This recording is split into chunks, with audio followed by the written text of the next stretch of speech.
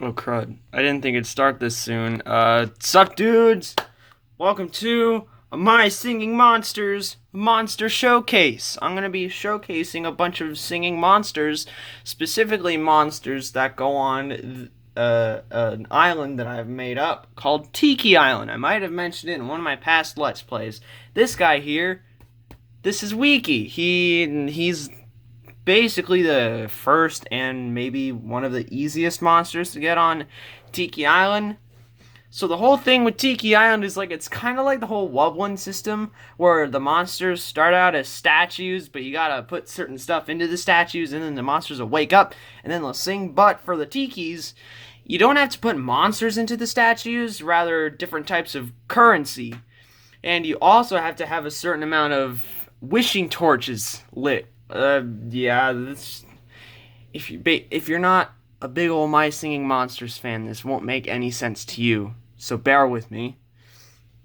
So, the thing is, like, you have to have a certain amount of torches lit all at the same time, and you need to donate different types of currency. So, for Weekee's requirements, you need to light 5 wishing torches on Plant Island and 5 wishing torches on Earth Island.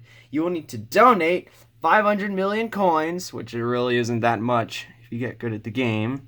Well, at least I don't think it's that much. I don't know. 7 million food and 10 gems. He's actually kind of hard, but lately MSM has been updating more for the more advanced players, so I guess this island is no exception. So his bio is: the fire atop Weekee's head acts as a beacon of leadership. It shows guidance and brings inspiration to his fellow Tikis. Not really, though. He's just some old coot that really... Dang it. Not really, though. He's just some old coot that uses his head to make s'mores. Because it's a fire. And I don't know if this is true or not, but... Well, I haven't established this yet. It's still a topic up for the debate. For a topic up for debate, he might be Kana's son. Probably not, though. But probably.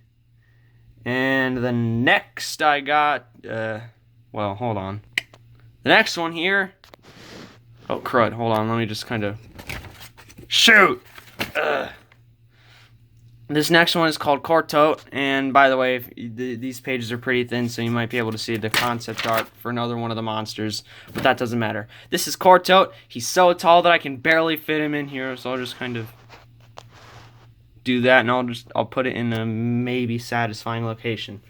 So the requirements for Thoth are 4 Earth Island torches lit, 4 Water Island torches, 4 Air Island torches, and 4 Cold Island torches. The whole thing is that, like, the Earth Island torches represent this one, Water Island is for this dude, Air Island is for this dude, and then Cold Island is for that guy.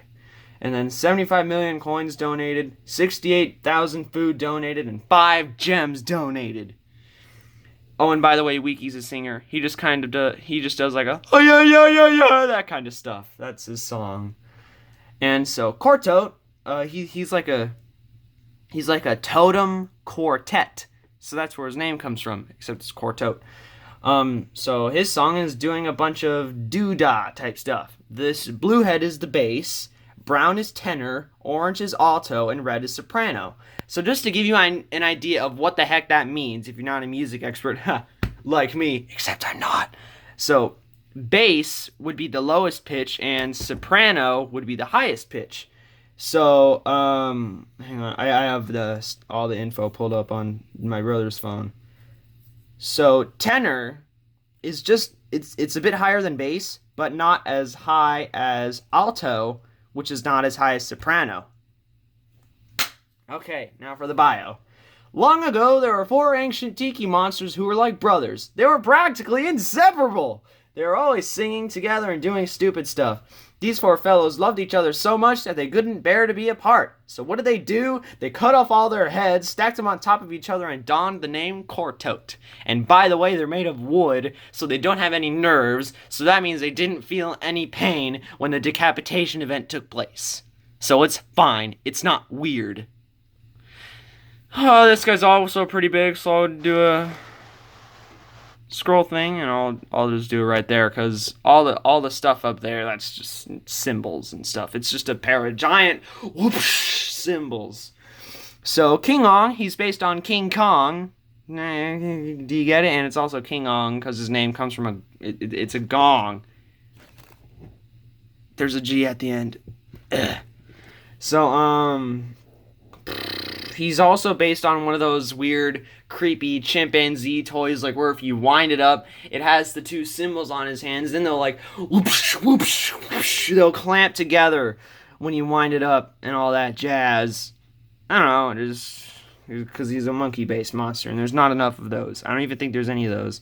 So his song is loud cymbal stuff. It's more like gongs, mostly. And then he pounds his chest similar to shellbeat or pummel, especially on Composer Island. Like, if you have the lowest beat shellbeat can make overlapped with the lowest beat pummel can make, it would be the perfect sound. So his bio is, a repetitive cycle of life and death has resulted in King Ong having endless wisdom to share. In fact, there's so much stuff floating around in his mind that he ends up getting most things wrong. At one point, he came to the conclusion that cakes were sentient and was especially frightened when he saw one get eaten. Yep. And that first sentence says, a repetitive cycle of life and death. That's because, just for some extra lore for Tiki Island, there is a prophecy that the Tikis, they die and then they're brought back to life somehow 100 years later. It doesn't matter how, they just are. And it happens, and somehow it manages to keep happening consecutively, with the same time difference in between each, time. So that's basically it. And I don't know if they retain the memories from their past life. Well, they do, actually. I just answered that question. The next monster isn't actually in this sketchbook, so I gotta go get it.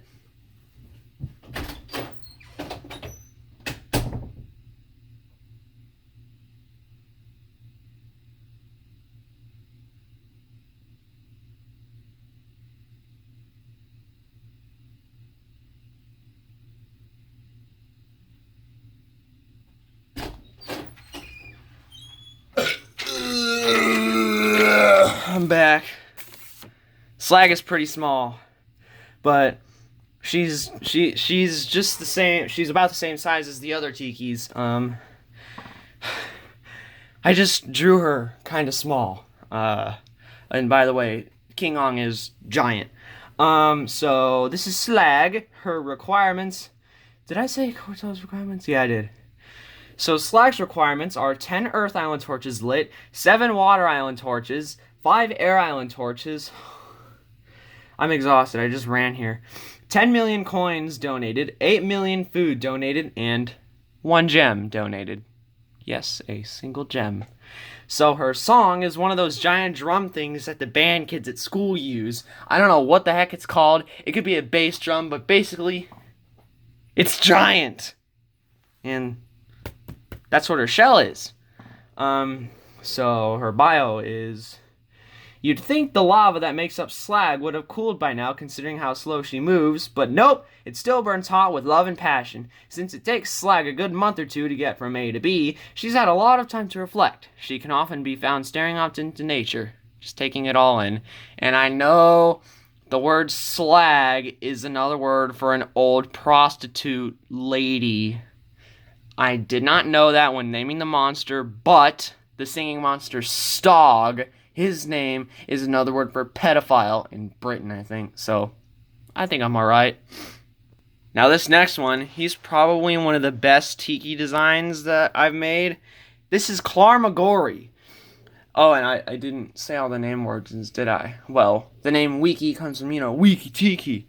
Quarto comes from Totem and Quartet, King Ong, King Kong, Slag, it comes from Slug and Magma, and Klarmagori comes from Klarzak, which is another word for harp, and Phantasmagoria, which refers to your dreams having constantly changing settings, like where your dreams take place, it constantly changes, and the reason why that's part of Klarmagori's name will be explained in the bio, and it's also why his harp is a dream catcher. Also, in case you didn't get the motif, it's a harp. That's his instrument. So, here's the bio. When all of the tikis died, their consciences left to a greater plane and were bound to the natural world when brought back. The same can't be said. Well, hold on. The same can be said for Clara, though his conscience is the least bound to the natural world. He sleeps for 13 hours a day, and during that time he frolics in the dream dimension. I did little quotes with my fingers. It's like a lucid dream, but real. His dream catcher and his permanently looped tail helps him stay in the dream dimension without struggle. Of course, he still comes back to perform with his fellow Tikis.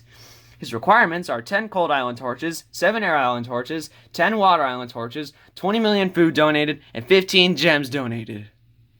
Yeah, all the Tikis there are some pretty greedy freaks. And the next Tiki is in a different sketchbook, so I gotta go get that.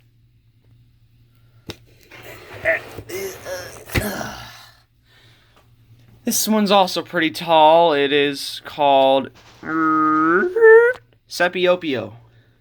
The name Scipio Pio comes from, okay, so there's this animal, it's called a big fin reef squid, which is what she is based on, and the scientific name for big fin reef squid is Scipiotudus lesinagna?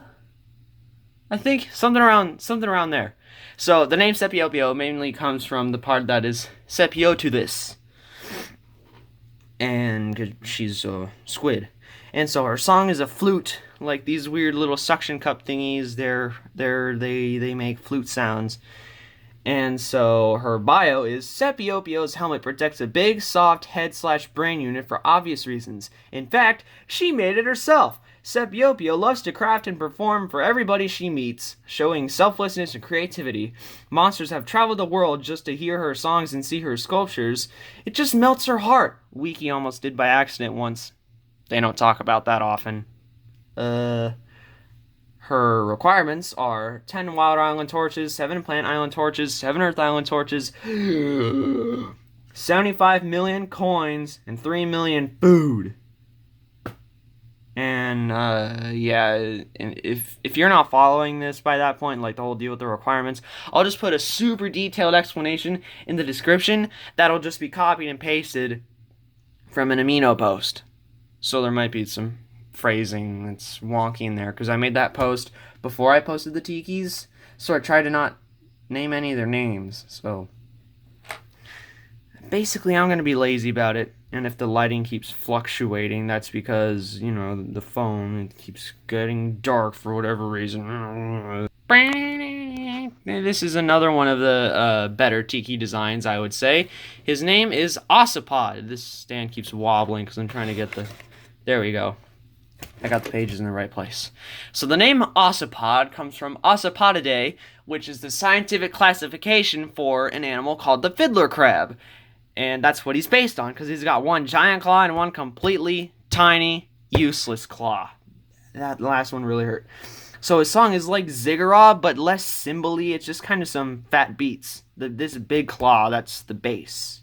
Not the stringing kind of bass, though. Just a simple, one of those. And so the bio is, with that giant claw of his, AUSA Pod is one tough dude. He gloats that he carved the cave islands, but he wasn't even alive back then. No one has the guts to debunk his self-proclaimed majesty. AUSA Pod is also believed to be the descendant of another crab monster who is long gone, but not long forgotten. His requirements are 3 water island torches, 5 plant island torches, 10 earth island torches, 120 million coins, 1,235,000 food, and 4 gems donated. I just remembered that there's a room right next to the one that I'm recording in, and the person in there is trying to watch TV. I just gotta hope they don't get, like, super duper mad. And that's all the Tikis I have that I am willing to show off. One of them, it's called Himina, but he's kind of mediocre, and I don't even have the bio written yet, so that's all for Tiki Island. So, well, this video is getting a little bit long, so yeah, I'll just copy and paste all the stuff about the Tiki Island mechanics in the description. Thanks for watching. Hope you enjoyed. I sure as heck did not.